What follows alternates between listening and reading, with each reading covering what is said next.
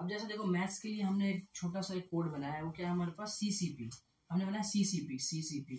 Maths को अच्छा करने के लिए, सबसे अच्छे तरीके से मैथ्स को डील करने के लिए ये 3 लेटर का ध्यान में रखना बहुत जरूरी है। वो क्या हमारे पास सी, सबसे पहले हमारे पास कैलकुलेशन है। मैं कैलकुलेशन के लिए हमेशा ही बच्चों को बोलता रहता हूँ और आप लोग भी इस बात को समझ रहे होंगे। कैलकुलेशन के लिए मैं हमेशा ही बोलता हूँ कैलकुलेशन पे आप बेस्ट कमांड दो। सबसे पहला मैथ्स को एक ऊंचाई तक ले जाने के लिए कैलकुलेशन का सबसे बड़ा रोल है, बहुत बड़ा रोल है। ठीक है, कैलकुलेशन आपकी बहुत अच्छी होनी चाहिए। कैलकुलेशन में हमारे पास ज्यादा कुछ चीजें होती है, 4 चीजों पे अच्छे से कमांड कर लो, डिवाइड, मल्टीप्लाई, ऐड और सब्ट्रैक्ट। ठीक है, इसी के बेस पे कॉम्बिनेशन चीजें मिलती है हमें, जिसे हम फेस करते हैं।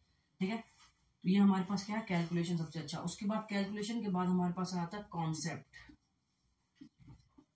किसी भी क्वेश्चंस को करने के लिए ना उसके कॉन्सेप्ट पे ध्यान देना चाहिए। अब जैसे एक क्वेश्चन मैंने करा, कॉन्सेप्ट का फायदा आपका क्या होगा, जैसे एक क्वेश्चन कोई टीचर बताता है आपको, तो वो उस कॉन्सेप्ट को यूज कर रहा होता है जो उन्होंने पहले यूज किया है।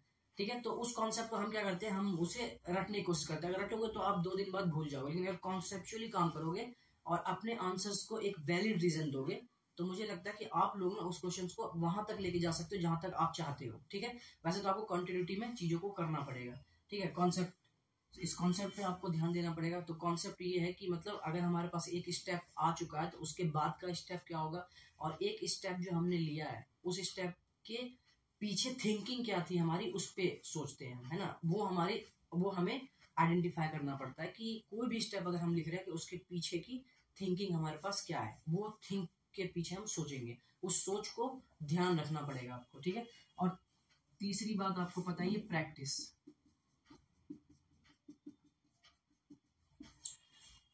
प्रैक्टिस, उसके बाद जैसे आपको कॉन्सेप्ट हाथ में मिल जाए आप उसको क्या करो, फिर प्रैक्टिस करो। प्रैक्टिस मतलब कि उसको बार बार रिवीजन करो।